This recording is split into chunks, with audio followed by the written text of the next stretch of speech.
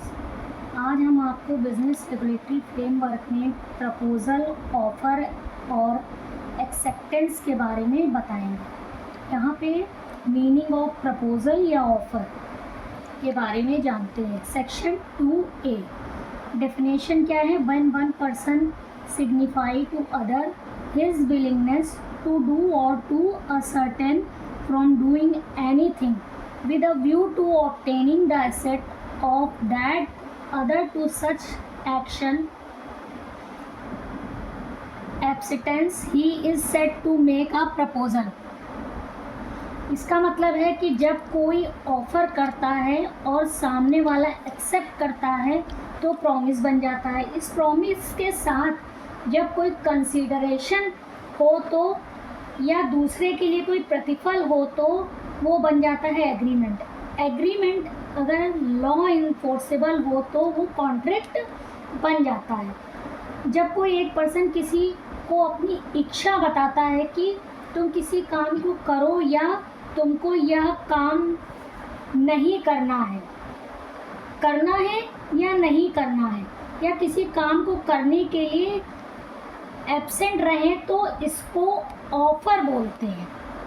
आप सामने वाला आपको अपनी इच्छा ऑफ़र देता है और आपको अपनी इच्छा बतानी है, आपको उस काम को करना है या नहीं करना है। अगर आप उसको एक्सेप्ट कर लेते हैं तो वो प्रपोज़ल या ऑफ़र बन जाता है। इसके बाद आया हमारा की पॉइंट। पहला है a proposal is the first step in the formation of a contract. जब कोई भी ऑफ़र करता है तो उसका इंटेंशन आगे जाकर लीगल रिलेशन क्रिएट करने का इरादा होना चाहिए।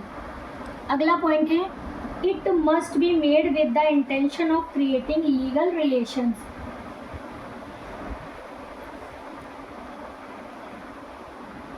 जब कोई भी ऑफ़र करता है तो उसका इंटेंशन आगे जाकर लीगल रिलेशन क्रिएट करने का इरादा होना चाहिए। इसका एग्जांपल है जब आप किसी रेस्टोरेंट में जाते हैं, वहाँ वेटर आपको कॉफ़ी ऑफ़र करता है, आपने कॉफ़ी पी ली, यहाँ पर लीगल रिलेशन क्रिएट करने का इरादा था, यहाँ पर आपके पेमेंट भी करना पड़ेगा। अगला पॉइंट है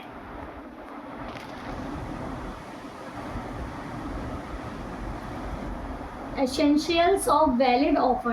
Two parties must be involved, one who make the offer, offerer and one who accept offeree।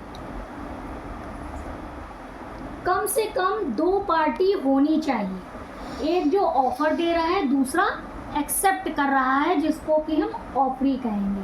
दूसरा पॉइंट है willingness must be express, the offerer और must express clear intention. Offerer की इच्छा एक्सप्रेस्ड होनी चाहिए, बिल्कुल क्लियर पता होना चाहिए कि ये क्या चाहता है। किसी भी प्रकार का एरर, मिसरिप्रेजेंटेशन, फ्रॉड नहीं होना चाहिए। थर्ड पॉइंट है intention to create legal relation, social invitation और casual remark are not offer.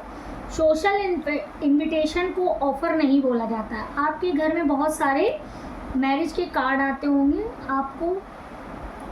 आप उसको ऑफ़र नहीं बोल सकते। अगर आप अटेंड करने जा सकते हैं या नहीं भी जा सकते हैं, अगर नहीं जाओगे तो आपके ऊपर कोई केस नहीं हो जाएगा।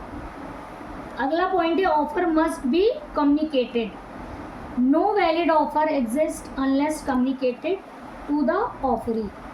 ऑफ़र को वैलिड तभी माना जाएगा जब वो ऑफरी को कम्युनिकेट हो जाए, चाहे वर्ड्स के थ्रू, चाहे रिटर्न, चाहे एक्टिविटी के थ्रू।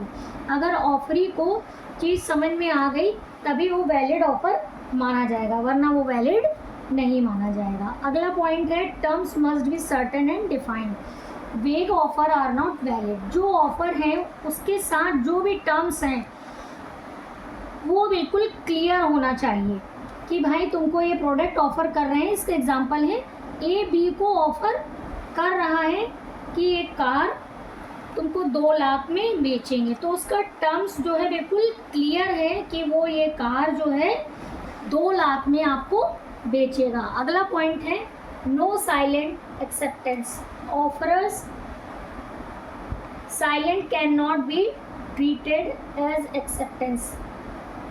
ए ने कार ऑफर की 2 लाख की, बी जो है वो साइलेंट खड़ा है तो इसको आप एक्सेप्टेंस नहीं मानेंगे। अगर वो सर हिलाता है या आपको थंब दिखाता है तो वो ऑफ़र माना जाएगा, अगर वो चुपचाप खड़ा है तो ऑफ़र नहीं माना जाएगा। Offer should not be impose acceptance by default, like I don't hear from you, I will consider accept is invalid. A B को ऑफ़र कर रहा है, अब ए ने बोला बी से कि मैंने तुम्हारी आवाज़ नहीं सुनी, तो मैं ये मानूंगा कि ऑफ़र एक्सेप्ट कर लिया है। Thank you.